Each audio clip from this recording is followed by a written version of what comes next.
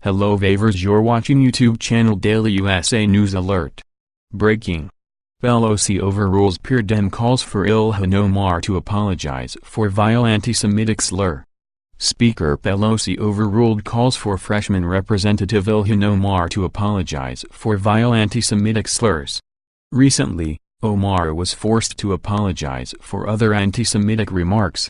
This latest round has Democrats in chaos.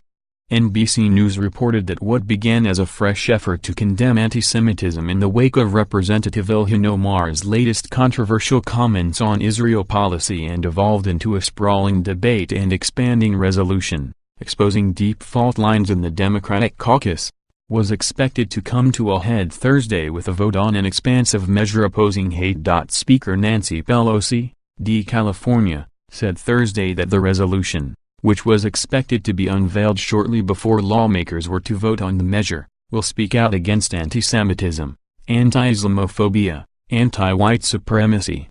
That's what we're working on, something that is one resolution addressing these forms of hatred, she said at her weekly press conference.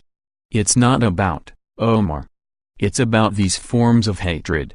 House Speaker Nancy Pelosi, D. California, on Thursday did not call for Representative Ilhan Omar, DMN, to apologize for her latest anti-Jewish remark, overruling House Foreign Affairs Committee Chairman Eliot Engel, DNY, who demanded the freshman congresswoman apologize for her vile anti-Semitic slur last week. Speaking before reporters on Capitol Hill Thursday, Pelosi said she doesn't believe Omar suggesting pro-Israel groups pressure lawmakers into hold allegiance to a foreign country was made with any anti-Semitic attitude.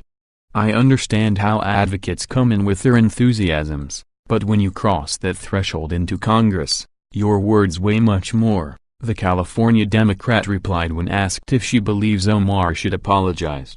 Speaking last Wednesday night at a forum at a Washington, D.C. bookstore with fellow freshman Representative Rashida Tlaib, Omar said she fears everything the pair says about Israel is construed as anti-Semitic because they are Muslims. She said that fact prevents a broader debate about Israel's treatment of Palestinians. I want to ask, why is it okay for me to talk about the influence of the National Rifle Association, or fossil fuel industries or Big Pharma, and not talk about a powerful lobbying group that is influencing policy? She then asked. Last Friday evening, Engel criticized Omar for trafficking in anti-Jewish tropes and called on the Minnesota Democrat to apologize for her vile anti-Semitic slur.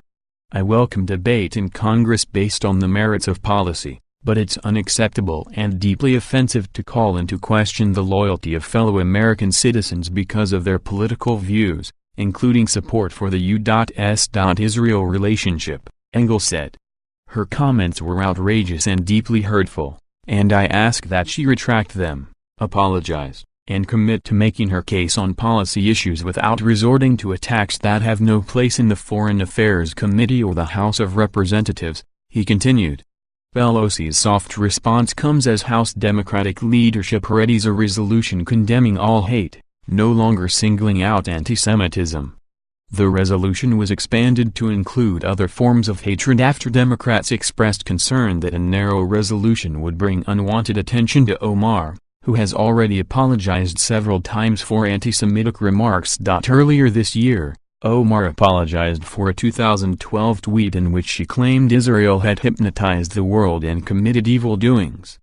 The freshman congresswoman apologized in February for suggesting that the American Israel Public Affairs Committee, AIPAC, bribed Republican lawmakers into supporting the Jewish state.